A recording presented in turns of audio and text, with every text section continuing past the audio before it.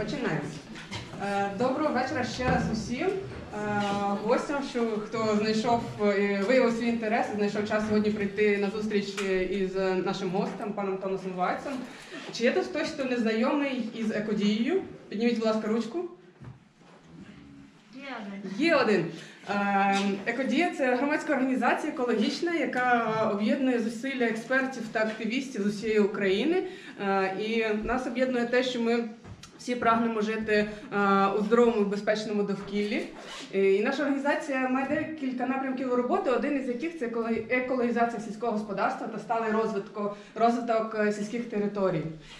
І наш гість сьогодні із Австрії, пан Томас, який є органічним фермером, також представником партії «Зелених» і депутатом Європейського парламенту, який сьогодні нам розкаже про досвід ЄС, уроки ЄС для України, про те, чому важливо, власне, змінювати підходи до аграрного виробництва, які є сучасні виклики для довкілля, для суспільства, пов'язані з цим, які є виходи для цього.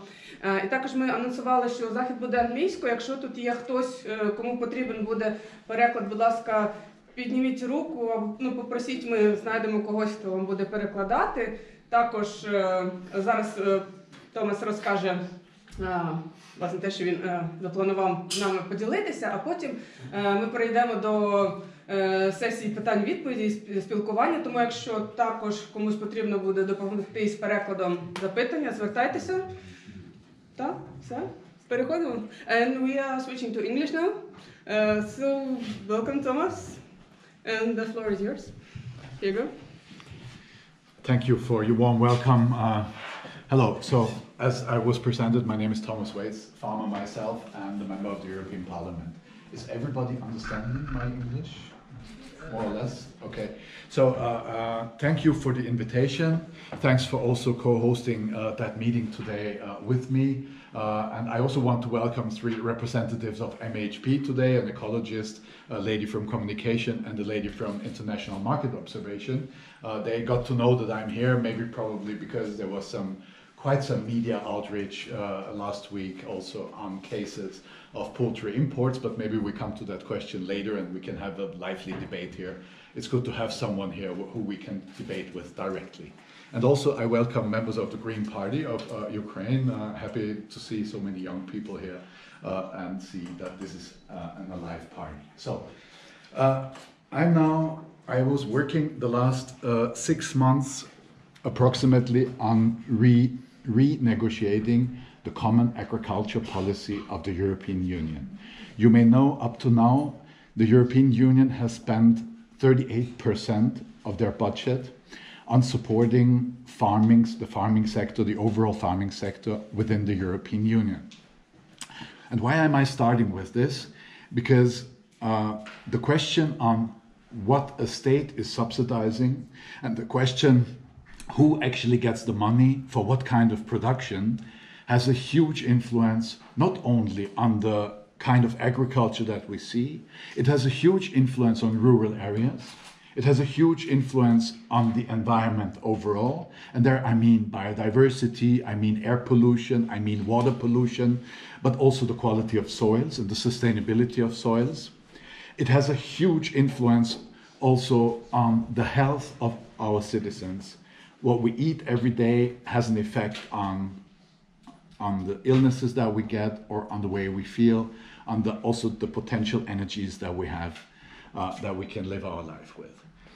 And it also has a huge influence on the living standards in the rural areas. In the rural areas, the agriculture, at least in the regions where there's still real farming going on, the agriculture holdings are the backbone of the rural area. We see in many regions of Europe where farmers leave the rural areas. It doesn't take very long and the rest of the society, the rest of the citizens follow, and we see landscapes which are pretty empty after a while. So why am I so attached? You have presented me as an organic farmer. And I must say, me personally, I'm very contributed to do organic farming. Why is it so? I have 3 children. and I studied deeply the effects of our agricultural system that we have today in place, and the question whether this is an agricultural system that we will be able to run for the next 2 or 3 or 4 generations. And there, the answer that I found, for me personally, you make up your mind, for me personally, the answer was clearly no. With this kind of agricultural system, we may have short-term revenues, we may have short-term high yields, but we will not be able to maintain an agricultural production for the next centuries, especially in the overall picture of a global society, a global human mankind rising in numbers. The population of the globe is constantly rising, but the amount of arable land is not growing. It's the other way around. The amount of arable land, so the land that you can plow and that you can plant something, so the amount of fields is decreasing globally. It's decreasing to erosion, so through wind, through water, floodings. It's decreasing to saltification. That means that a soil on a certain point, if you abuse it long enough, it's not capable to give a fertile ground to cultures, to food, crops, and stuff we plant, because also of a high amount of different salts, so saltification, but also desertification. And especially desertification, it means that land that was used for agriculture, was used for plowing, turns to desert. And this has not only to do with the way we do agriculture, but it also has to do with climate change. But I come back to the question of climate change later. So how comes actually? I mean, we see that we lose hundreds of thousands of hectares arable land every year. There's very concrete numbers. You can actually go to US and see what happens if you go on 30, 40 years with industrial intensive agriculture. How does industrial intensive agriculture look like? I mean, it's not always the same. And I have to admit, if you talk about agriculture concretely, you actually have to see every single holding, every single farm, and see how exactly are they doing it. Not every conventional farming is a destructive farming. That's clear. Not every big-scale farm is destructive farming. There's also big-scale organic farms, as an example, in Eastern Germany. You see organic farms with 1,000 hectares, even 2,000 hectares. But in general, the way we do agriculture is an extractional one. So we try to get as much out of the soil in the maximum shortest term, without actually looking onto the long-term effects that we create with the way we do agriculture. Where shall I start? Maybe I will reflect on your questions later. But basically, what we do today is we use 2 kilos of gas to create 1 kilo of artificial fertilizer. With this 1 kilo of artificial fertilizer that we spread on the field, we do this with trackers that run on oil, we create emissions of, what is it in English? Lachgas. Oh, I miss the English word now. It's not methane, it's hydroxygen. Yeah? We create emissions of hydroxygen through the artificial fertilizer put on the soil. We work with open soils. We even plow before the winter, so we open the soil for erosion. Then we go and put crops. We actually, in the new system, first clear the field with herbicides. Then we put the crops, more and more genetically modified. You know, GMOs, I'm sure you know what I'm talking about. 90% of all GMO crops are only manipulated that they are ready to stand glyphosate. This is the only reason.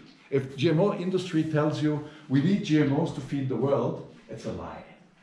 They need GMOs to use herbicides on fields. Why do farmers do that?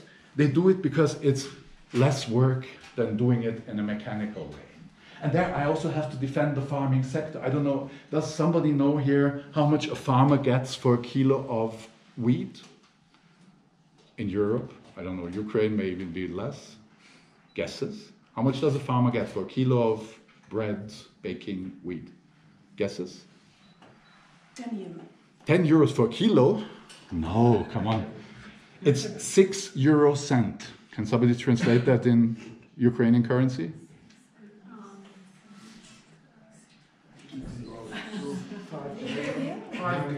No, 5. 2. So 2 Ukrainian, what is it? Yeah, okay. So this is what a farmer gets for a kilo of wheat. And this is due to industrial agriculture pushing the prices down. This is also due to a world market which is based on abuse of land, abuse of resources, and abuse of workforce. But however, this is what the farmer gets. I think approximately in Ukraine and European Union, the difference is not so big. So that's why farmers are looking for every opportunity to spare work.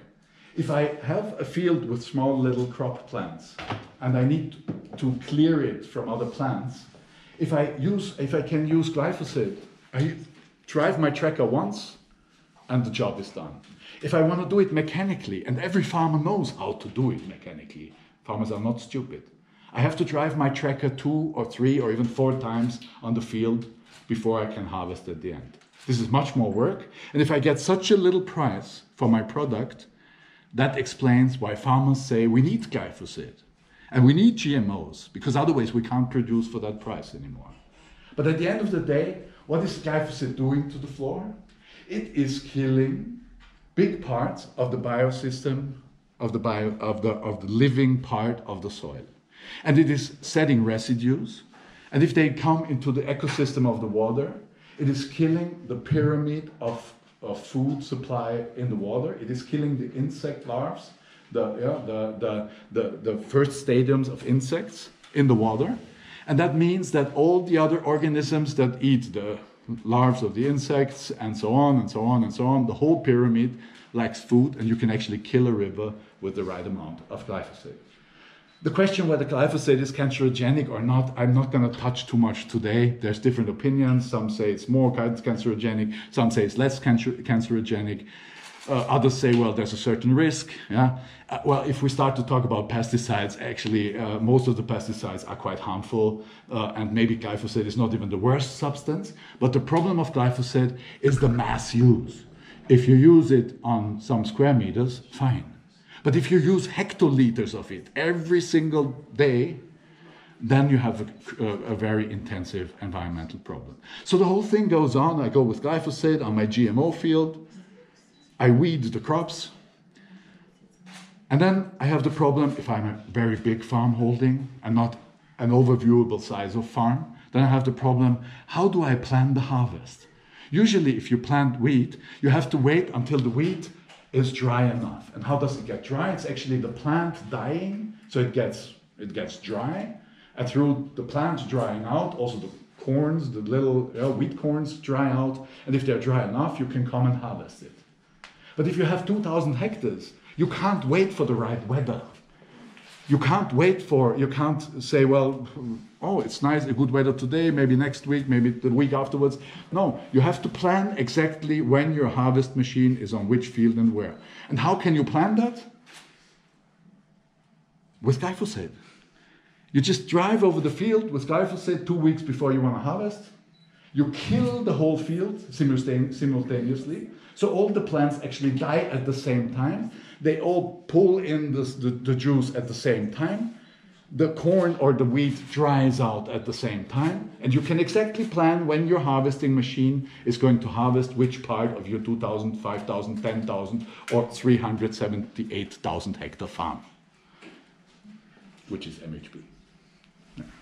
So this is, and then you have actually the effect that you have glyphosate in your beer, in your bread, because it has been put, it's not the glyphosate from herbicide at the beginning that is so much in the food, but that's glyphosate from so-called sickification. And a second example with potatoes, why is it used there? The market wants small potatoes and early potatoes. A potato is only, you can only store a potato if the green of the plant has died and has pulled in the juice into the potato. Only then you can store it. So how do you manage to make it earlier? You just drive over your field with a lot of glyphosate. You just kill all the potato plants, and then they die out, and they dry out, they pull in the juice, and then you have early and small potatoes ready-made for the market. Yes? Sorry if I ask a very stupid question. Yes. I think it's, at least for me, it's important. What is this glyphosate you're talking about? Glyphosate. Yeah. Oh, glyphosate is the most used herbicide in the world. This is the active substance of Roundup, which is the most sold chemical for agriculture worldwide.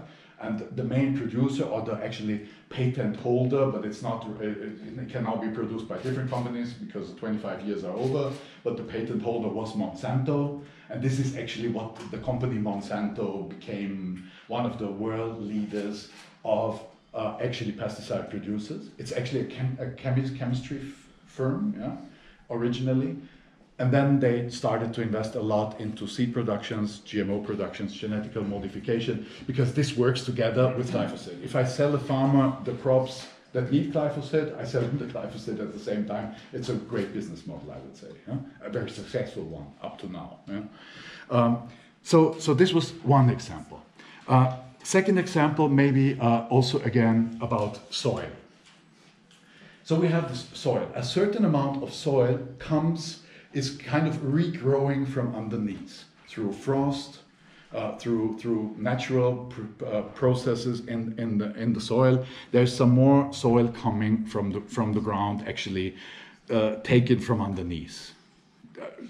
How do you say that? I don't know the proper word in English. There's a proper word, I'm sure. But that does not contain humus. What is humus? Humus is what makes a soil naturally fertile.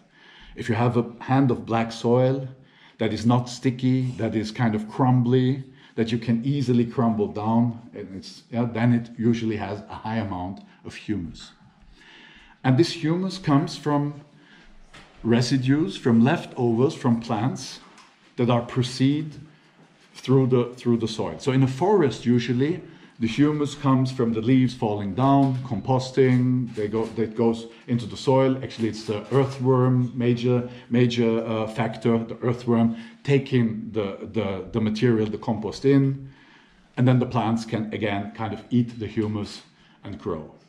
So if you do organic agriculture, you don't use artificial fertilizer, but you plant plants, you grow them, and then when they have a certain height, you plow them in, and that's how you get humus into your soil without using artificial fertilizer.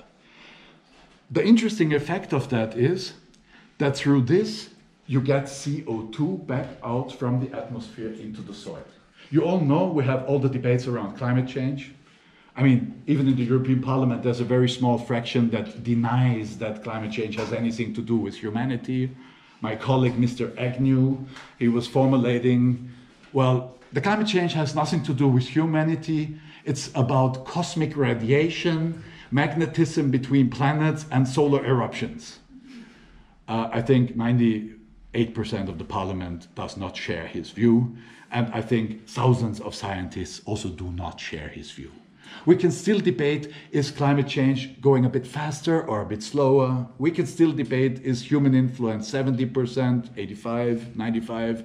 But it's a fact that climate change is linked to human CO2 emissions. It's a fact. And so now we have the situation that we have that much CO2 in the atmosphere, that the climate is changing so rapidly that this is already causing major troubles. I'm working in a very conservative committee, agri-committee, you can imagine. Yeah? It's a very conservative committee. And even before the summer, they didn't really want to debate what that actually means for agriculture now. And if not, maybe agriculture should change its way to combat climate change. But then was this summer. I don't know how it was in Ukraine. I didn't study, I must admit. But in Europe, we had a major drought. And this drought started north of the Alps, so north of Austria. And it went all the way up Germany, Belgium, Netherlands, parts of Poland, up to Sweden.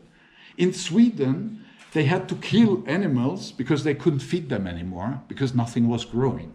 They had to bring water in tanks with trucks, yeah, because there's no pipes in Sweden from one region to the other, because they never needed pipes to transport water, because Sweden is full of water usually, yeah.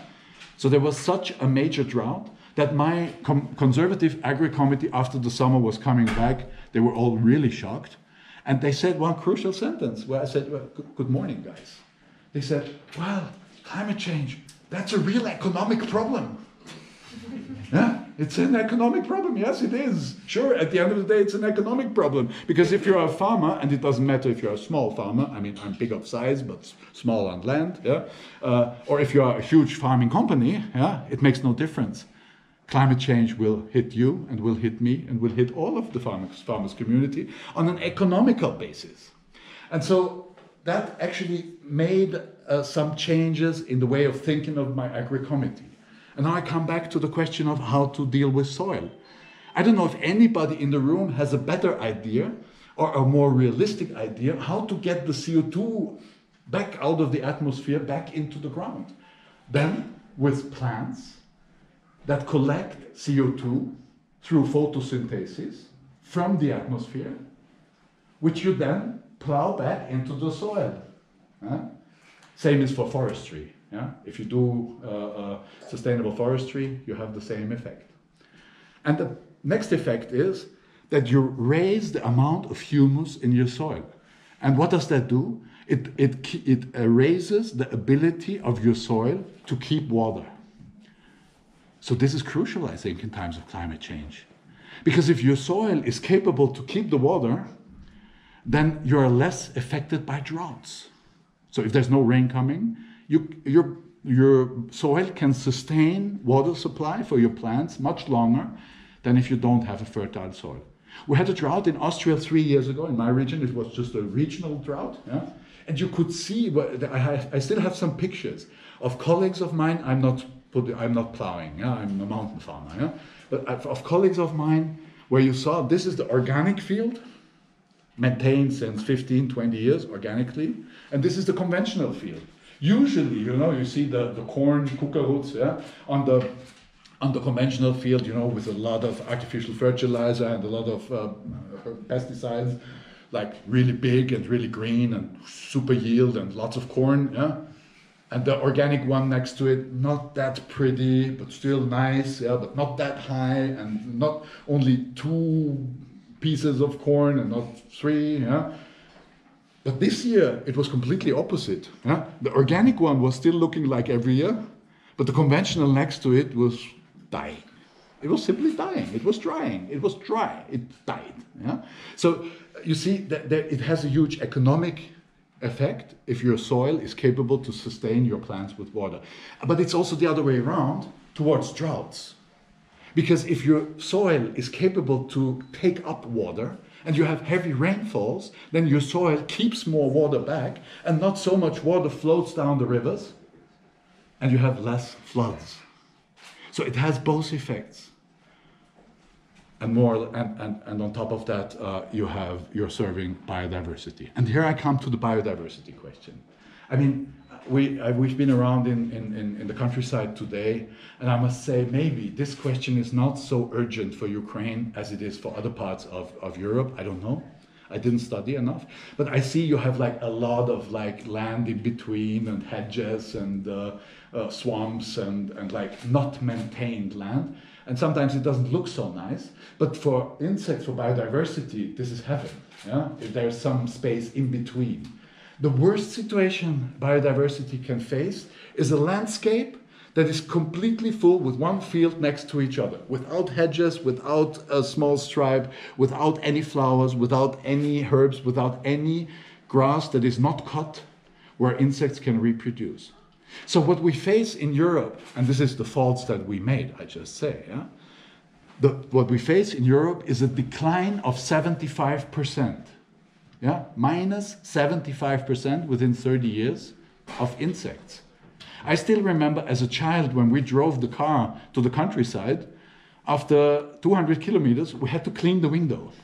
Today, I never clean the window. Not after 500, not after 1,000 kilometers. I never, yeah, sometimes I clean it because of dust, yeah, but not because of insects. it's minus 75% insects. But what does that mean? At the end, it's minus 35% birds. Because what shall the birds eat if there's no insects? And it's not only that, it's also if birds then find a landscape that is completely full with pesticide-intensive agriculture, the rest insects that they find are highly contaminated. So birds even are heavily affected on health issues or even die from too high pesticides in the remaining insects they find. So you could say, well, biodiversity, who cares? Yeah, we don't care. Well, I care. And other people also care. And it's also, I mean, we have to see that ecological systems are complex and they're all working together. And if you pick out one part, if you take out one part of the food chain, you affect the whole food chain. And you know, me, I'm a forester. And to just give you one concrete example why it's important to have enough population of birds. You know the beet bark, the bartlebeak, what? Bark beetle. Bark beetle, yeah? The bark beetle. This is the beetle that is eating up spruce trees, the pine trees, the spruce, yeah? Where the like big landscapes can actually be killed in a very short term. Usually in a natural environment that has some balance still, if there's an early spring and a warm winter and an early spring, then there's a high population of bark beetle. But at the same time, if you still have a population of birds, in the same spring, if there's enough food for many young birds, so many beetles, then also many birds can survive. And the birds can breed many young birds. So the bird population increases and eats a lot of bark beetles. So this kind of holds a balance. That can still mean that parts of your forest are affected. But that prevents a big catastrophe, that you have whole landscapes of spruce tree forests that die. It's just one single small example why we need a certain amount of ecological balance also to maintain our forestry and our agriculture. But maybe back to the question of climate change. With the European Union, now in negotiating the new CAP, there were some general thoughts about what have we been doing up to now. And together with the Commission, maybe I start there. The Commissioner Hogan, he's in charge of agriculture. He comes from Ireland, he's export-oriented, he's not a green person at all, don't worry. Yeah? But he suggested to give a maximum capping of subsidies of 60,000 euros. So to say no farming holding gets more than 60,000 from taxpayers' money. And why is he proposing that? Because he realized, and the Commission realized, that if we go on funding industrial agriculture, we're actually cutting ourselves in our own flesh. Because, look, I mean, we spent billions to mitigate climate change. We ask the industry to change. We ask the energy supply system to change. We ask citizens to change their eating behavior or their travel behavior. Yeah? So why should we still fund the agriculture that is causing the problem? And as I already described earlier, if you work with an industrial agriculture scheme, you are part of the problem. If you plow in plants, if you reabsorb CO2 from the atmosphere, you can be part of the solution. And even worse, it's about animal breeding. Especially Europe is pretty good in externalizing ecological costs. So the European meat production scheme is basically based on millions of hectares of soy somewhere else, basically in South America, basically on landscape where actually ancient forest, jungle, Amazonas jungle has been cut down. Yeah? And instead of that, we plant soy, and the soy is then exported to Europe, and then we stuff it into pigs and chickens, and then we send the chickens to China, or Russia, or wherever, Arabic island. Yeah? This is the European agricultural model. And, and now imagine, the production of soy and it's 95% GMO soy with the whole planting scheme that I described earlier, is already causing a huge climate damage. I mean, to cut down the Amazonas is already causing a huge environmental damage. Sometimes they're not even using the wood, but they're just burning it down. Imagine how much CO2 goes into atmosphere through that. And then we carry the whole soy across half of the planet with ships that use crude oil, the worst stuff you can have, worst emissions that you can have, just to pour it into animals here, and then again carry the meat across the planet again. So again, you need to transport it. And so this is a climate destructive strategy. And so why should we take taxpayers' money? It's not your taxpayers' money, but mine. Why should we use taxpayers' money on one hand to try to prevent climate change, but on the other hand use more taxpayers' money to actually fuel the damage? Or second question, we're using billions of euros for environmental protection. We have Natura 2000, we have protected areas, we have national parks, we save rivers, we save swamps like wetlands and so on. Yeah? We fund that with a lot of money, to keep biodiversity going. And then at the same time we use some more taxpayers' money to fuel the destruction. So that's not coherent, you see. And then even going one step further, I mean, this is not a European budget, but it's national budgets. The healthcare costs in Europe are rising and rising and rising and rising because people are getting sick. They are getting sick of stress, they are getting sick, they are lovesick sometimes, but a lot of people are getting sick from the food they eat. And here a concrete example, it's not, maybe we'll have a discussion afterwards about meat or not meat, vegan or vegetarian. I'm open for that discussion. But even if you eat meat, it makes a huge difference how your meat was produced. Because the quality of fats, the amount of omega-3 fat acids, as an example, diverge between an organic pig that has seen some sunlight and a mass-produced pig that differs a lot. Or with milk, I've seen very interesting milk studies on omega-3 fat acid. Also, omega-3 is the fat acid that is the healthy one, or one of the healthy ones. That if you have cows on an alpine ridge or in the carpets where you have them, and they basically fed with grass, then you have a high amount of omega-3 fat acids in the milk, and milk is kind of healthy. And the more silage you feed, the less the quality gets. And the more corn or soy you feed, the lower the quality gets, and the less healthy milk is. And the same is for pork, and the same is for chicken. So we have rising healthcare costs. It costs billions and billions and billions on one hand. And on the other hand, we're spending billions to fuel that kind of agriculture that is causing the problem.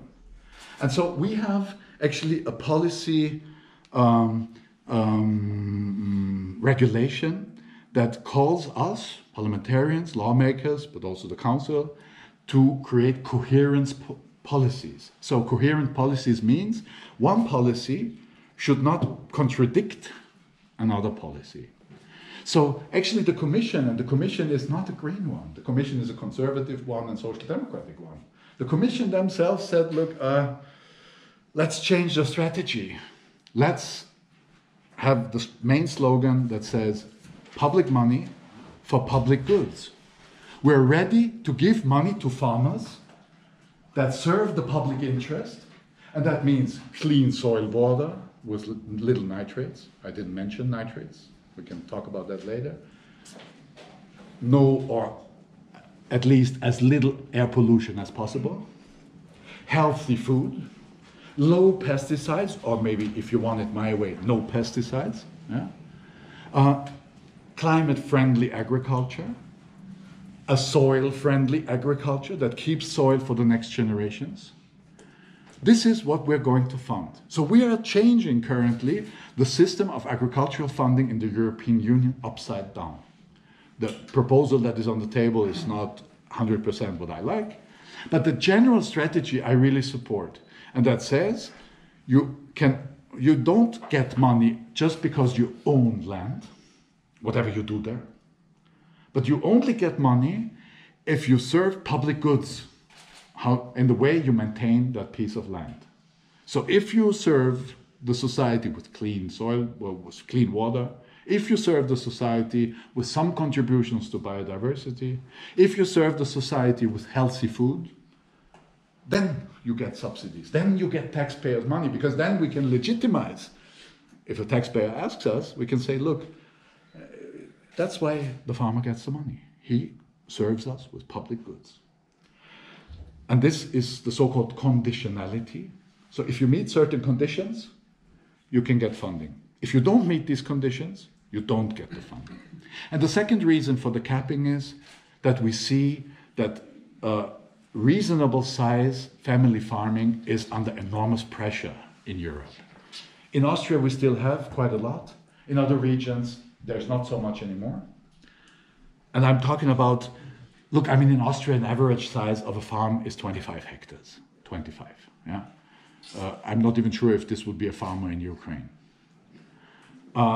In Europe, it looks different. In Germany, big parts of Germany, it looks different. It's more like 180 to 100, 120 hectares. Yeah, I'm talking about reasonable sizes. Yeah, and the general point of view is somebody who owns 1,000 hectares is a very rich person.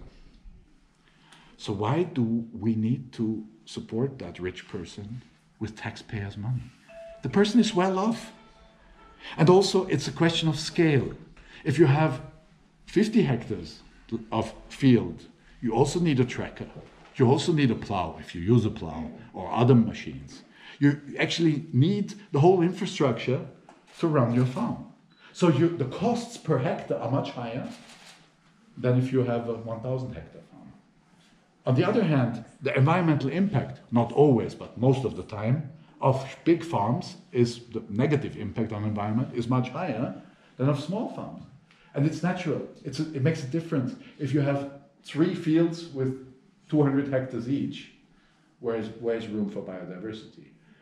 If you have instead 10 or 15 family farms that plant this crop here, this crop there, that here, there's some fruits here, then you have already through that you have a much higher biodiversity already in what is planted. And that means not everything is plowed at the same time, not everything is cut at the same time, not everything is harvested at the same time, not everything flowers at the same time, something earlier, something later. Yeah? So you have also for like bees, for pollinators, they always find something here, they find something there. You have a higher biodiversity. So this is the approach which we are substantially changing. Also, we take this money that we don't give to industrial agriculture anymore, and we serve family farms. And why do we do that? It's not an ideological question, but it is a commitment of the European Parliament that we want to keep rural areas alive. Because we've seen, if we don't take care for the farmer structure in rural areas, and this counts for especially remote areas. You know, around the city, the villages are okay because there's some people that work in the city and have a house in the countryside, and that they're changing, but they're still communities. But the further away you're from the urban centers, the more difficult it gets to stay in a region if the infrastructure breaks down. And we see when the farmers leave the land, then actually the rest of the community follows. Because if you have no kindergarten, how shall we maintain a family? If you have no public transport, you need to have 1 car, 2 cars, that's costly. If there's no supermarket anymore, and you have to drive for everything you want to buy to, I don't know, to the next city, it's costly. If there's no mechanic, if there's no doctor, people leave. You know? So, as we have the commitment, and you can, I mean, it's the decision of every country. If a country says, we don't care for the rural areas, give it to 3 farmers, they shall plow everything, and let's have all the people in the city, that's your choice. But Europe took the choice that we want to keep rural areas alive. And through that, we change our policy and we say, look, okay, we take from the industrial farming schemes and we give it to the farmers, to the reasonable size family-run farms. And family can be a classical family or an unclassical family, I don't care actually. So the first 20 and the first 30, between 20 and 30 hectares, this will be nationally different, will get higher subsidies, and on top either there's a capping or there's decretion. There's two proposals on the table. Decretion means if you are above a certain level, you only get half per hectare. And we define active farmers because we say we want these people to get the money that actually work on the land. Because you know what we have? In Romania, as an example, international investment funds just buy up thousands of hectares of land. And because the interest rate of their investment are the European subsidies. And the European subsidies bring back more revenue than if they would invest on international financial markets. So, we are paying the revenue of international investment funds with European taxpayers' money. And the farmers that are actually running the plantation there, the crops there, they get nothing. Yeah? They can try to live off the harvest. So we are stopping that. We say we are only paying the money to the person or to the family or to the group of people that actually runs the farm, that does the planting, that does sit on the tracker. Because otherwise we end up with huge landowners and the farmers that used to be farmers are tracker driver. And they sometimes even are not even employed as tracker driver because this would mean social security, holiday, yeah. Could be comfortable, yeah. No, but they're even on their own entrepreneurs. They run for their own business. They have to see that they get their income through the harvest, yeah. So they even run the tracker on their own risk, but in fact they are tracker drivers for the industry, on their own risk. So even the risk of the plantation, even the risk of the farming is put on the tracker driver. So the industry gets rid of the risk, but they have the subsidies. So great system. If you want to make a fortune, there's good examples how to do it. So maybe I end after this kind of substantial, basic speech here with why am I actually here now? And I didn't come to, I mean, this event today is here that I said, well, maybe it helps if I spread some experiences from Europe that Ukraine maybe doesn't do the same faults as we did. But actually, basically, I'm here because what happened is that I got to know recently that European market is flooded with cheap chicken meat. And so I started to investigate. Where's that coming from? How can that be? How did that emerge? Under what legal framework is that happening? And then I found out, there is international companies, several different ones, one is sitting here, that were fed with hundreds of millions of euros of loans, cheap loans, from European institutions, not only European institutions, also international banks, International Finance Corporation, but also from European institutions. Some of them EU institutions, some of them European, like the European Investment Bank is an EU institution. EBRD, the European Bank for Development, is an European institution where member states are members. And I found out, these companies, they got hundreds of millions of loans to build up a market power, an incredible market power, where look, you do whatever you do here in Ukraine. It's not my duty. I'm not elected from you guys. Yeah? It's not my responsibility. But in the moment it affects the European Union, it has to do with me. And it's my responsibility to have a look what is going on here and to try to defend the interest of the people that elected me. And this is not just Greens, but a lot of farmers, family farmers across Europe, voting for the Greens meanwhile. And then I found out, there's rising imports coming from Ukraine, as an example. I take Ukraine now as an example because we're in Ukraine now. There's rising imports to the European Union, and there's nothing bad generally about that. European Union is exporting to half of the world. Yeah? We're taking part in the world markets game. Yeah? Some of our European companies are making a huge fortune on that. Yeah? So this is the game, whether I like it or not. I don't like it, I tell you. Yeah? I don't like free trade agreements that create environmental problems and that run a race down to the bottom on terms of environment and animal welfare, and on prices, on producer prices. But that's my personal opinion. This is the game that we live in. It's global market, WTO, World Trade Organization. So we trade stuff across. But then I find out, okay, there's a quota of 20,000 tons of chicken breasts, which Ukraine is allowed to import, and it's not a certain company, even though it's actually mainly served by a handful of companies, but it's not linked to a company. It's a contract between the European Union and the state of Ukraine. Yeah? So the state of Ukraine has the right to import 20,000 tons of chicken breasts to the European Union duty-free, tax-free, freely. Yeah?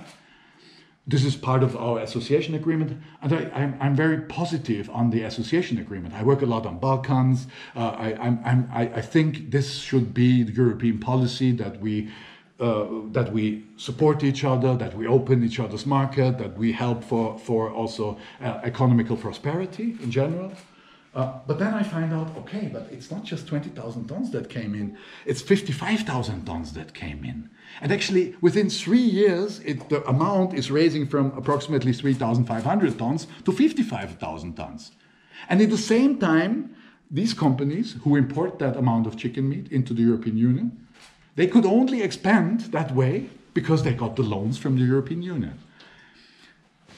And okay, there I'm asking myself this general question. Why are we on one hand funding the concurrency on the European market with taxpayers' money, and on the other hand we try to save European farmers with taxpayers' money? But this may not an issue that tackles you. What I found strange is that how did these companies actually breach the regulation? And the trick is the so-called Batman cut. Somebody knows what the Batman cut is? MHP knows, I'm sure. The Batman cut is a way to cut chicken breasts and to leave one bone on it. And this is a loophole of European Union. And it's not to blame MHP, they were just clever. It's actually to blame European Union because they created a loophole within their own regulation. They weren't clear enough. I tell you, European Union has learned in all other treaties and all other agreements that we did since then, there's no such loophole anymore. But in the association agreement with Ukraine, there is this loophole. So clever companies use that loophole to import these chicken breasts with the so-called Batman cut under the so-called term other parts of chicken, which are also duty-free. And then I see, okay, the European Commission, with the mandate of Austrian presidency, interestingly, has the right to renegotiate this free trade agreement.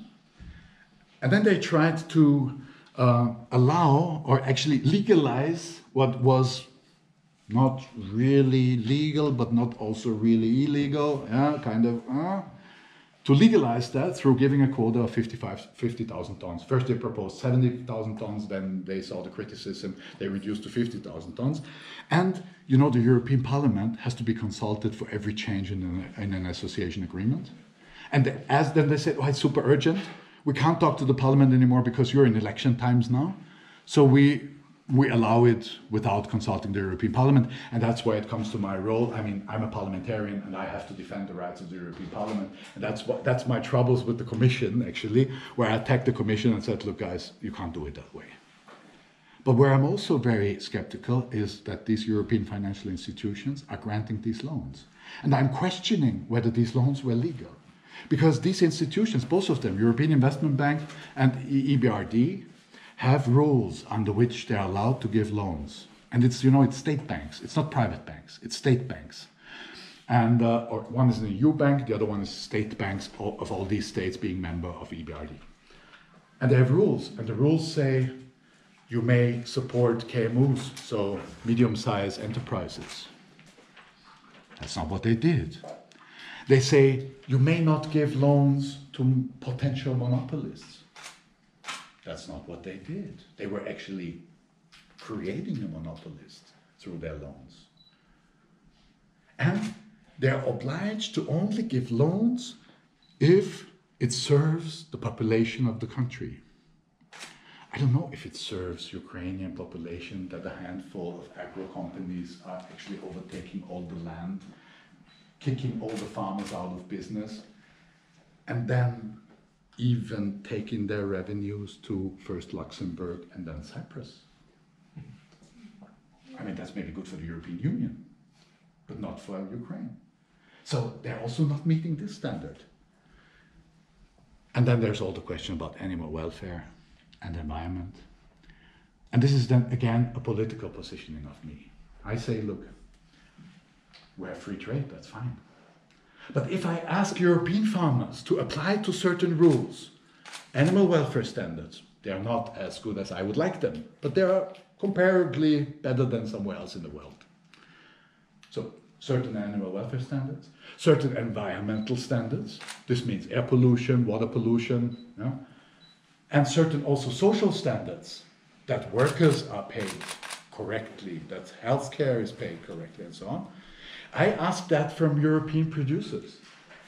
And I think we also have to ask the same standards for imports. Because otherwise it's an unfair competition. And I'm not against competition. We shall have competition. And if a producer outside of the European Union has a good product, have it imported. Let's have concurrency. That's the game. Yeah? But we should produce under the same standards. So if a pesticide is banned in Europe, and you produce soy in Brazil with exactly this pesticide, then you can't import it to the European Union. I'm sorry. And we have that for other things where we had a lot of public opinion. Hormones in meat. USA uses hormones in beef production. It's forbidden in Europe. If they use hormones in beef productions, they can't import it into European Union. Full stop. Yeah. And this is what I'm politically demanding. That we have a fair competition, and that not through world trade or free trade, we're undercutting and again undercutting the limits of environmental protection, the limits of animal welfare protection, and the limit also of health and human protection. So this is basically what I'm working on politically. Yes, so this is what I'm criticizing my institutions for. European Union, the Commission, European Investment Bank, EBRD. And that's also why I come to Ukraine, to have a look what's happening with our tax money and how the system works and how the land looks like and all of this. So I was in the countryside today, I will be there tomorrow and the day after tomorrow, and then I will go back and have Eastern, because actually it's Eastern for me this weekend. Yeah, I'm a fully engaged environmentalist, so I work as much as I can. So I thank you for listening to me, and I'm very open for your questions and to have a debate. Yes, you can applaud, no problem.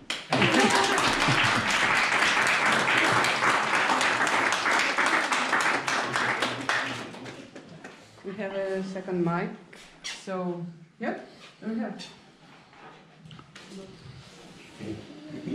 First of all, I would like to thank you for your speech, which is a kind of very powerful and fundamental message of what happens with nature and with humankind on the scale of work. And it seems it raises a most natural question. Do you see any problem with overproduction of food? So the most natural solution would be to decrease the production of this agricultural industry and, for example, meat industry, poultry industry. And how do you think if it would happen? Whether the food market will collapse or not, or is it possible to decrease this the consumption? Mm-hmm. It's the first question, and second, who makes use in Europe from this regime of exporting poultry meat from Ukraine? I mean, who makes use from these agreements between European banks and so on? Thanks. Well, maybe I start with the second part. As always, it's not European Union on the good side and Ukraine on the bad side, not at all. It's agribusiness all around the globe. in Europe, with outside Europe. So that's not a question of Europe and Ukraine. And I'm sure, and I can tell you, several Dutch companies made a huge fortune with Netherlands allowing this Batman cut and accepting it as other parts of chicken. Because in return, many Dutch companies sold their stables, their breeding systems, their cages for cage eggs to Ukraine, yeah, with export guarantees from Netherlands. So don't worry, it's an overall problem, or it's an overall situation. That battle we have everywhere in different scales. Yeah. So yes, clearly there's profiteers also in our agro industry. And the second question on production. First of all, maybe this question comes anyway. I am differentiating meat production very much on what kind of meat production. 70% of the arable land, so usable land for agriculture worldwide, is pasture, grassland. This is very poor land, which can only be used for grazing. This is steep slopes, which can only be used for grazing, alpine or Carpathian high-level slopes, wetlands, sour lands, permafrost, savanna, yeah, across the globe. So if we would say, well, we don't want to have any animal products anymore, this would mean that we release 70% of landscape out of food production. And I think in a situation where we have a growing world population, this will not work. Yeah? So if meat or milk is produced basically on grass land of any kind, this is for me a difference than if I first plow a field, plant a crop, then stuff the crop into an animal just to eat the animal. Because with this kind of lifestyle, if only China changes to exactly this lifestyle that we have in Europe, we will not be able to feed the world anymore with crops. I can speak without it. From China. Yes. Who are I, huh? No, joke. No, but so I think this is also something that we should rethink. Is it really useful? I think I have to turn it off because it gives up. Yeah. Can I hand it over to you? So I really differentiate here in the way of production. And what we see across Europe is that meat consumption is decreasing. And this shall not be an ideological question. I think it is also a health question. And it's not that meat eating as such is unhealthy. If you eat a reasonable amount of meat, even better from a good production, or milk products also, or egg also, yeah? I mean, many vegetarians think they got away from the bad production scheme. I mean, just look at how the eggs are produced. Just look how sometimes milk is produced in Denmark, in Spain, maybe also in Ukraine, I don't know. I don't know where this comes from.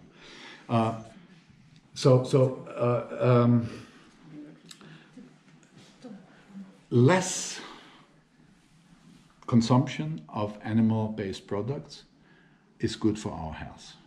And this is more and more people realize, yeah? Because more and more Europeans, they have stressy work, they go to fitness center afterwards just to stay in form, yeah? They do diets, I don't know what, they spend their holidays on some Ayurveda feasting, and yeah.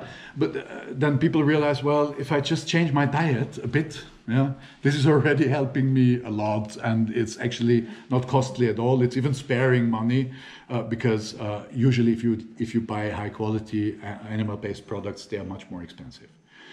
The same also counts for organic production. Austria has, meanwhile, 20% organic overall. Milk production close to 50%. And this is due to a high demand across Europe, to a rising demand. More and more people start to eat organic, and basically the most increases we have in milk and milk products, because organic milk is like 15 cents more expensive than conventional one. yeah, or butter, or even noodles or bread, like the basic food, is just slightly more expensive than conventional. The differences within meat and chocolate and luxury goods, they're higher. I understand if people say, look, this is something for the wealthy ones, for the ones that have, yeah, but I can't afford it. If it's about meat, I understand that argument, yeah. But like the basic products, everybody can afford meanwhile. You find it in every supermarket, it's always available, and it's not very costly. It's just slightly more. And you must see, a European household was spending up to around 35% of its income 40 years ago only for food. Today it's 10 to 11%. So we have money for the new smartphone, we have money for the holidays, we have money for a nice car, but food is too expensive. Okay. So there also, I think we have to change a bit our priorities and also see that food is something that is worth putting some coins in. Yeah? It's, yeah. So maybe this answers your question. Чи є ще питання, друзі? Будь ласка. I am representing middle-sized farmer, which is working with growing and processing. This is why I'm interested, like in EU agenda and EU subsidizing. Is it discussion around what it is better in proportion to subsidize more farmers who are producing commodities in the end, or more those who are working with processing? And the second issue in concept of healthy food, which you mentioned, regarding positions of free from food, like sugar-free food, gluten-free food, and other healthy food categories. How is it represented now? Okay. The tendencies that we have in Europe, but more even in regions like Germany, Austria, Netherlands, Belgium, Denmark, Sweden, France, North Italy, let's say the old ex-Western European countries, where this process is has further developed, is that we have more and more regional production and more regional consumption. If you go to an Austrian supermarket, in the shelves where you see the declaration where the stuff is coming from, you have over 90% Austrian product. So also the concept of subsidizing, you ask about commodities or processing. We're investing a lot of money in regional fundings, rural development, we call it. It's the so-called second pillar. It's co-financed by the nation states. And rural development is not only focusing on farms as such, but also on the overall regional economy around it. So that means local cheese producers, local dairy companies, local bakeries that use the locally, and with local I mean the region, let's say 80 kilometers, 100 kilometers, not national, regional. I mean, not ending on a national border. A region is something else than a national border. Yeah? Using the wheat or the crops that are grown in the region. That process locally grown meat. And that process it and then also market it. Also these marketing schemes are supported. So if you as a farmer want to open a shop on your farm to sell your products, that's subsidized. If there's a regional initiative of setting up small stores in the region or even in the closest city where regional products are sold, this is subsidized. If there's a project to store, as an example, apples in the region, CO2 storage, yeah, of apples in the region, to supply the, let's say, hotels, tourism, and so on, during the year with regional apples, this is subsidized. Because that makes sense. Also in terms of climate change, it makes sense to produce and to eat and to consume as much as possible in a regional context. That doesn't mean that we are going to start to plant cocoa. Yeah? We will still go to import cocoa. Or that doesn't mean that if there's an overproduction of something, we can't sell it somewhere else. Or if we have more need of something else, we can import it from somewhere else. But to look first whether we can cover the demand on a regional basis. And we're also subsidizing this for public procurement. Public procurement is public kitchens for kindergartens, school kitchens, canteens for students, in hospitals. Also there, we change the priorities and say not the cheapest product is it, but the best product is it. And part of the best product is, first of all, how healthy is it? What does it contain? And second of all, also, how far did it travel? Because the longer the travel is, the higher the CO2 emissions and the higher the environmental impact. The closer it is produced, the lesser, the smaller the environmental impact on the climate. Just one example. So this is a scheme that we're working on. And your second question? You had a second one. Second question about healthy food. Yeah, healthy food. Look, I'm very often in such discussions. And you can imagine I'm a green politician, so I very often have the vegan debate. Maybe some people here are vegan, vegetarian. I respect that very much. When I'm here or on the way or in Brussels or in Strasbourg, I'm also vegan or vegetarian. I like to eat meat, but I'm very keen. I mean, if you do 20 years of agricultural policy, you can't eat normal meat anymore. I also can't eat normal eggs anymore. I just don't eat it. Yeah?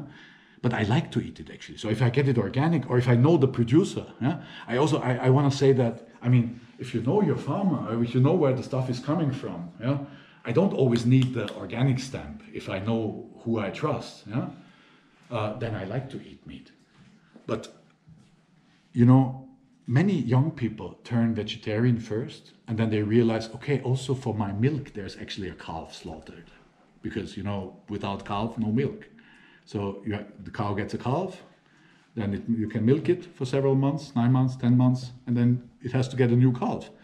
And you have to kill the other calf, because otherwise you're growing your herd and you can't feed it with your land anymore. Yeah? So even if you drink milk, you're killing animals. Yeah? So they realize that and then they go vegan. Because they see the picture of mass production. They see the pictures, what happens in mass production. They see the pictures, what happens on animal transports. Ever see the sun? This is the question I think we should ask. And if you want to live vegan or vegetarian, or if you want to eat meat, I think you always should ask that question. Where is it coming from? How was it produced? And maybe also, that's a question that I'm asking myself, do I really want to give my money to these people? I prefer to give my money to farmers. To families, to farmers that get an income, that are able to feed their kids with that are able to maintain their life in rural areas, that are able to maintain a rural community, a communal life in the landscape. This is the people I want to give my money to. I don't want to give my money to Monsanto. I mean, they shall be, you know, it's okay. Not with my money. Чи є ще запитання? My question is about protection of farmers. There are many cases in Ukraine when criminal elements make land seizure of land, and they report this news practically every day. The question is such cases possible in Austria to seize land?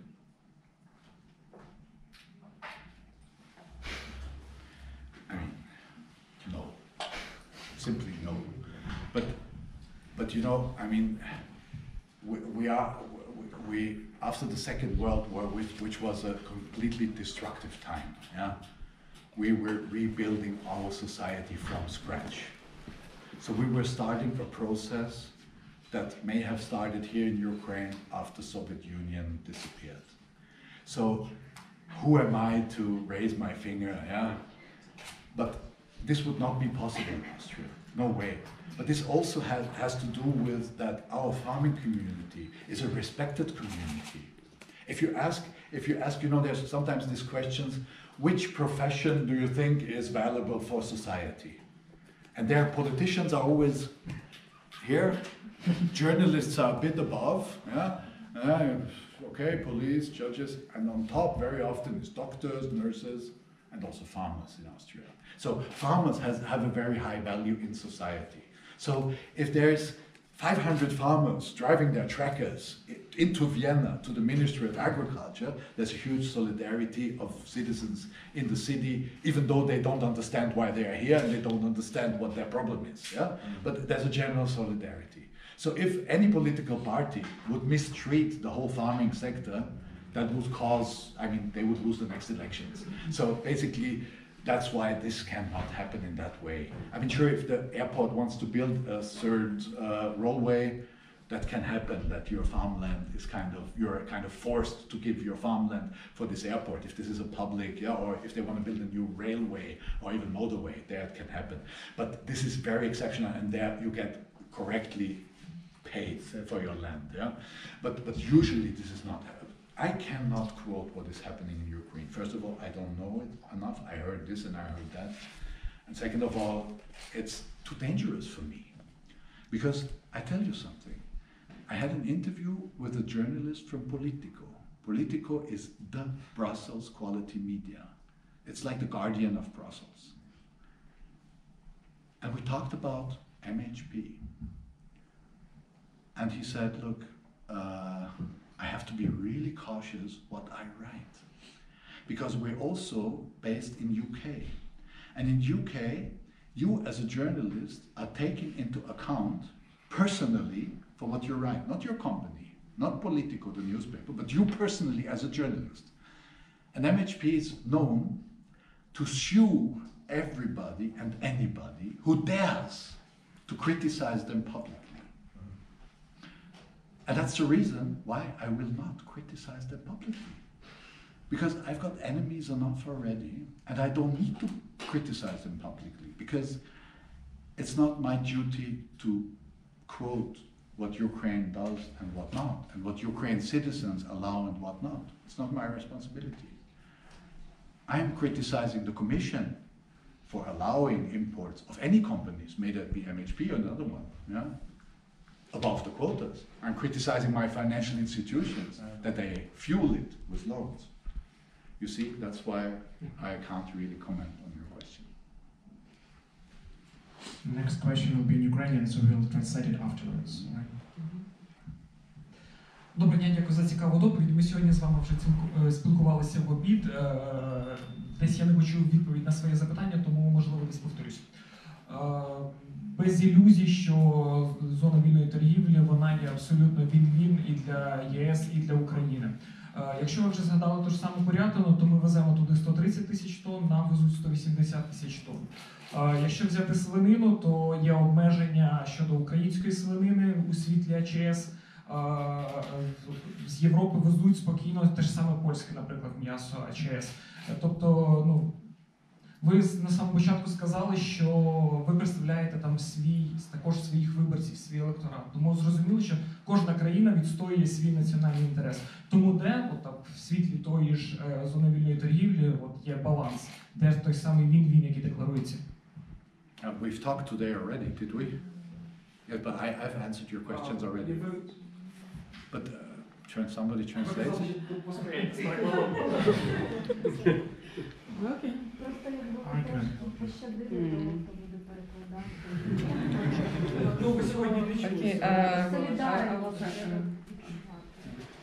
So again, that question that Ukraine exports 130,000 tons of poultry, and Tons, yes. exporting to EU, and the EU exporting to Ukraine 180,000 tons. There are some restrictions on the pork because of the African, I don't know. Swine fever. Yeah, so there's restrictions, but again, there's no restrictions for the export of the Polish pork, which also kind of in the affected area. І питання було... Де той самий баланс? So where is the balance with this power play? You're representing your... national concerns. Yeah. Well, we have debated that in length today already. We had a lunch together, and I've already substantially answered to your questions. I can do it again. I mean, you will hear the same answer as midday. I am criticizing this kind of production schemes wherever they are. In Poland, in Ukraine, it's not my duty, but I also see it critically. or in France or wherever. Austria, I give you an example. Austria has 98% no cage egg production.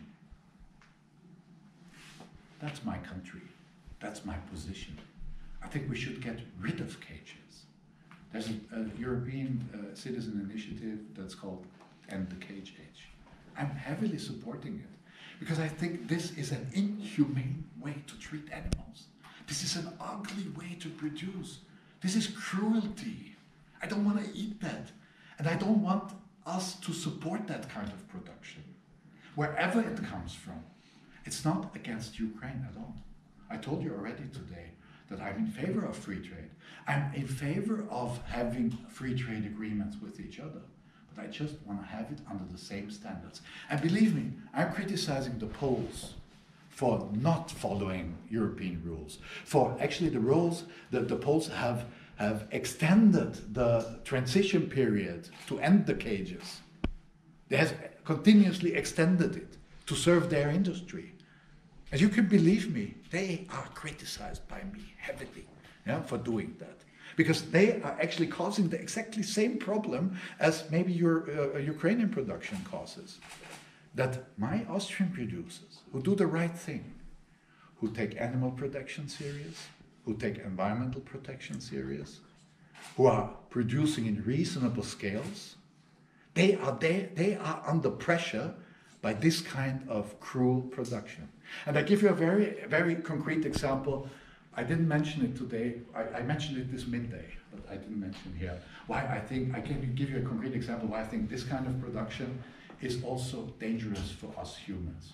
This is multi-resistant bacteria. We worked on a file in the European Parliament this year on antibiotic reduction because we realized, and the majority of the Parliament and the Agri Committee realized, that this is a real threat to human health. It's about multi-resistant bacteria. This is streptococcus, so infection bacteria, which are resistant against most or all antibiotics. Because all known antibiotics can be used in pork breeding and chicken breeding. And if you have a stable of 40,000, 50,000, 100,000 pork, you have to feed them antibiotics because you can't oversee anymore if an animal gets sick or a group of animals gets sick. And you can't risk, I mean, this is a huge investment. You can't risk that your whole stable is going to be culled, yeah? Because they're all ill or they all die because they're all ill. So you have to feed them antibiotics. Constantly feed them antibiotics again and again and again. And we know that from human medicine, if you do that, you grow resistant bacteria. So we have 25,000 deaths in European Union every year. 25,000 humans. I'm not talking about chicken. Humans. 25,000 that die from multi-resistant bacteria. In Germany and North Rhine, where the big pork production is, and in Holland, where our colleague here comes from, if you come to the hospital and you have an infection, the first question is, what's your profession? Journalist. If you if you say I'm a farmer, you go to the you go to the quarantine immediately. You know what quarantine is. This is a special part of the hospital for infectious people. If you say, then they ask you, where are you living? Are you living close to a mass production? If you say yes, you immediately go to the quarantine with your infection. 25,000 deaths every year in Europe.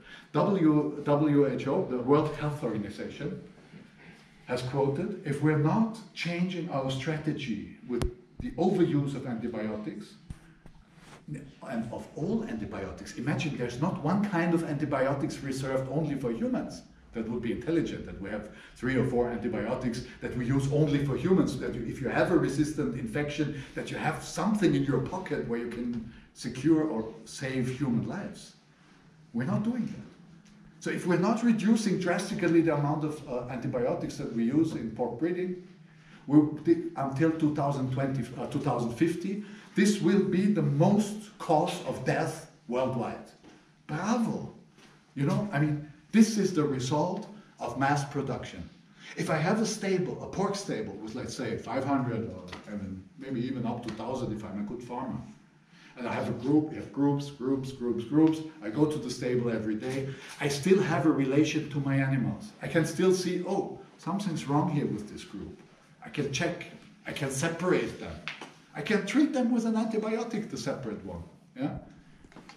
But if I have an enormous amount in one stable, I have to cover them all with antibiotics. So this is just one concrete example where people literally die of the consequences of mass pork and mass chicken breeding. Не лише українською. Huh? Huh?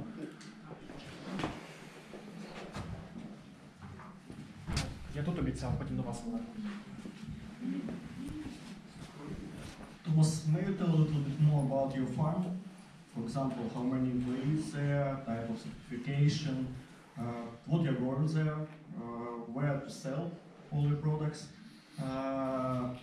and how long you are in organic movement.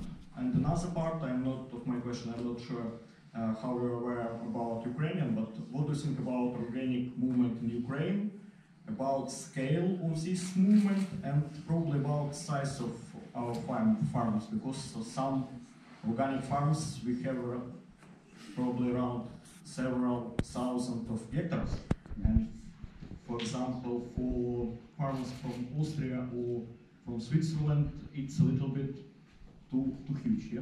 But if we are talking about Kazakhstan, it's something pretty small. And where is this balance for you? What do you think? Well, personally, I run a farm on 60 hectares, half forest, half greenland. It's a mountain farm. I grew my children are 19, 22 and 24, and I grew them basically on wood, on the forestry.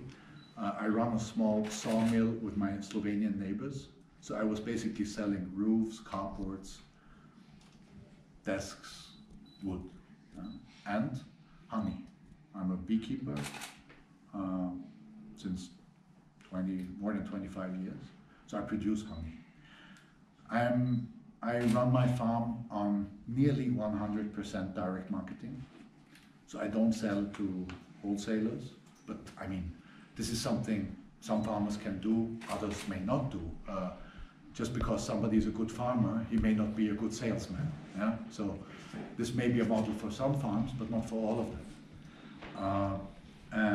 We breed sheep, Boska Oca, I don't know if somebody knows that here.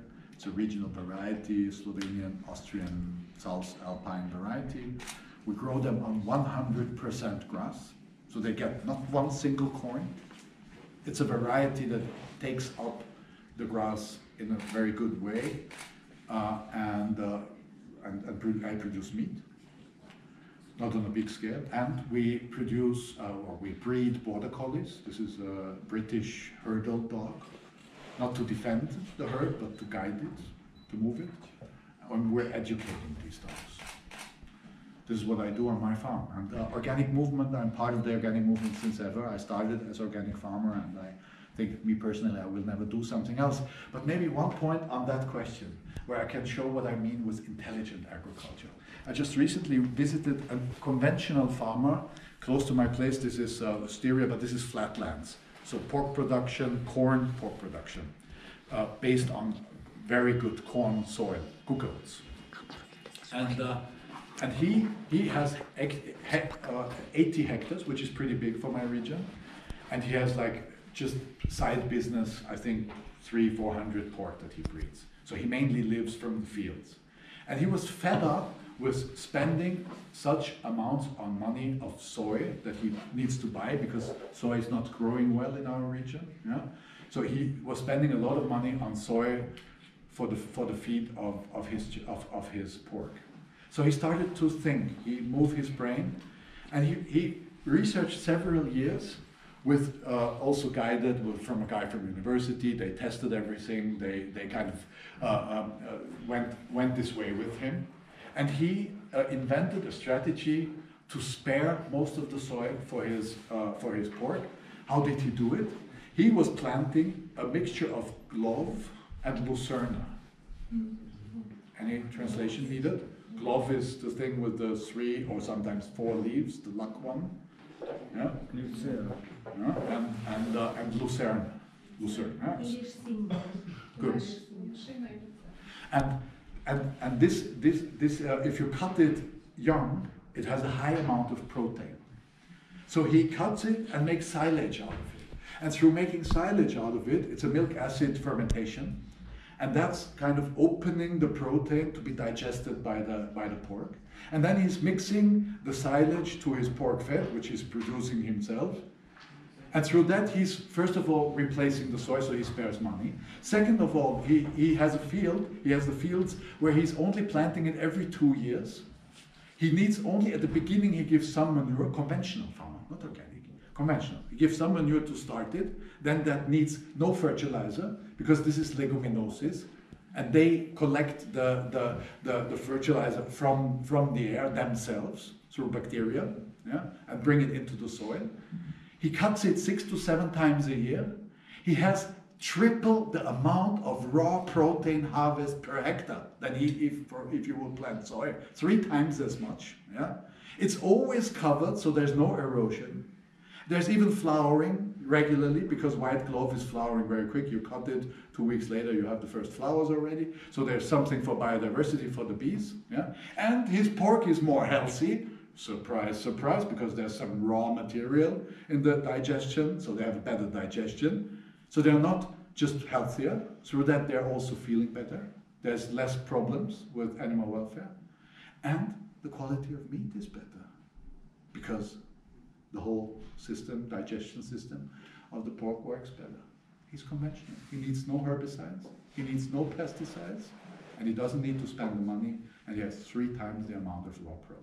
This is intelligent agriculture. And you can do intelligent agriculture also on a conventional basis. And there I come to the size question. More or less, reason, I think today, if we want to invest into agriculture holdings, we need reasonable sizes. Yeah? I still think also very small farmers should have some support from society, even if they are maintaining themselves, the family, or just for the local markets. But like if we talk about economical, viable, real farms where you can feed a family from, yeah, and where you really have that as your main profession, you need a certain size. Today, this is our reality that we have. And it's not excluded that also very big farms, or what is very big, but 1,000-hectare farm can be run on an organic basis. That's possible, if you have the knowledge, if you do it in an intelligent way. And I must actually counter a picture that many people have from organic agriculture. There's a lot of research for organic agriculture. There's a lot of modern inventions in organic agriculture. Organic agriculture is not unmodern. You can do that with modern technologies. You can do that with modern knowledge. And I mean, what we face, and I didn't tackle that question, what we face in the European Union now is digitalization and robotization. And there again, you can say, well, robots, digital, everything. Yeah? We have now Copernicus. We can see from the satellite what field does what, when is it harvested, when is it plowed. We can even see from the satellite how much fertilizer a certain part of the field needs. There's new trackers that are linked to the satellite that are only spreading fertilizer to the bits and pieces of the field where it's needed. That's environmental improvement.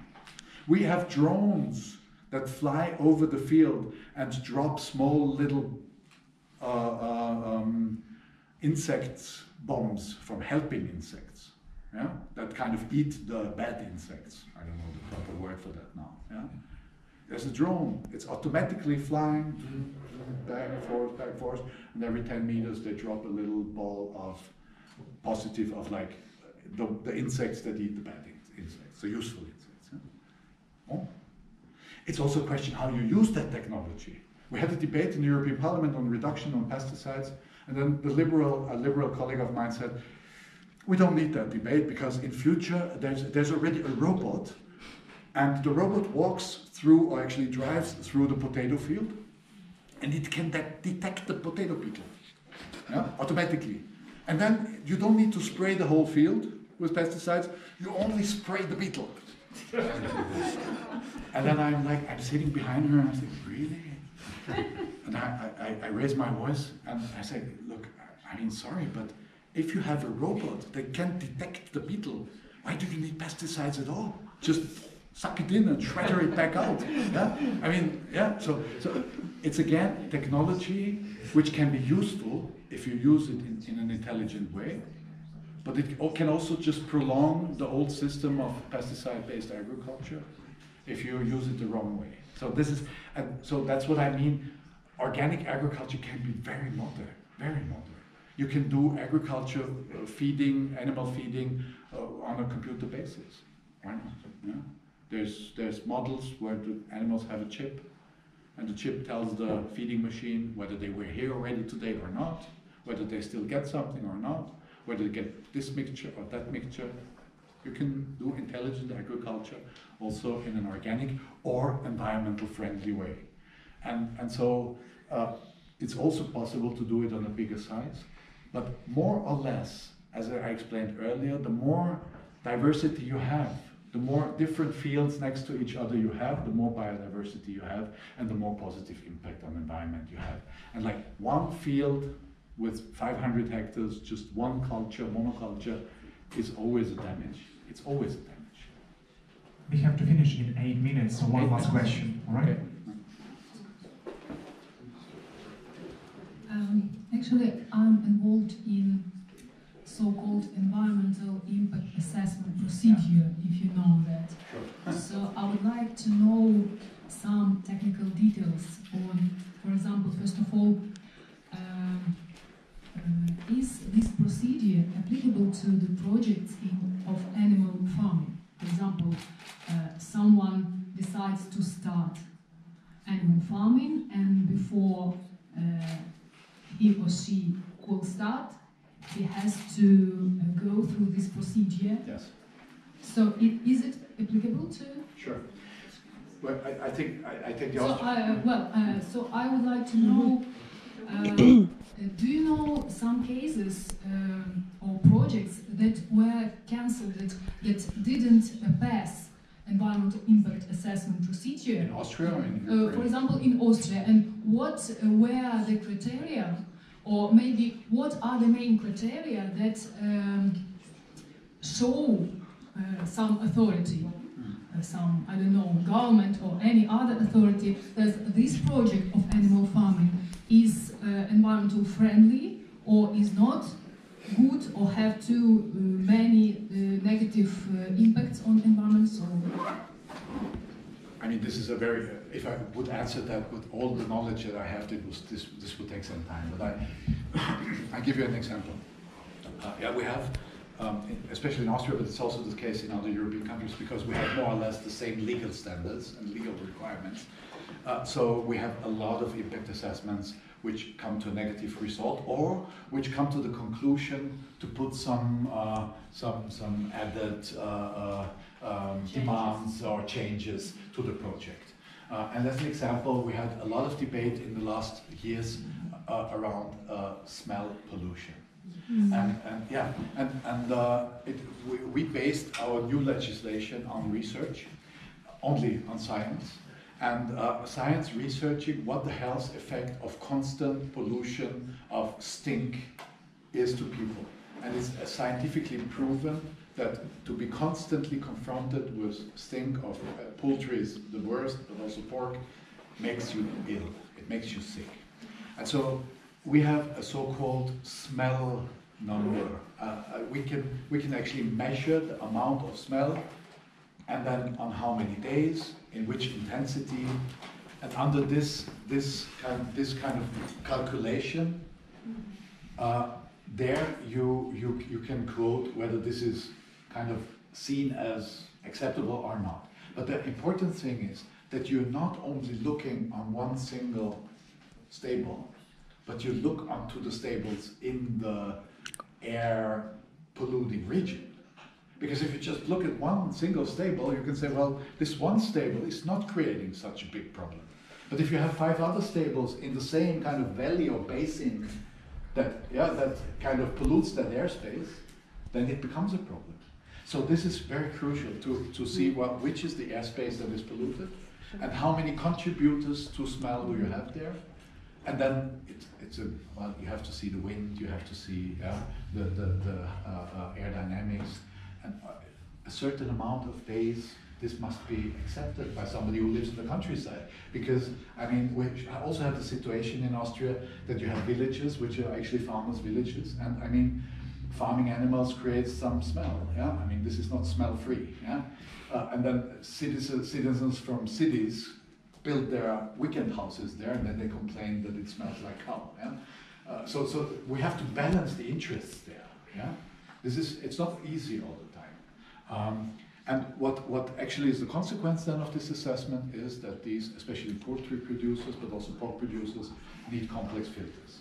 And you have filters, it's combined with water, where you, and there's different systems, with coal, with water, that you have to filter the air before you release it.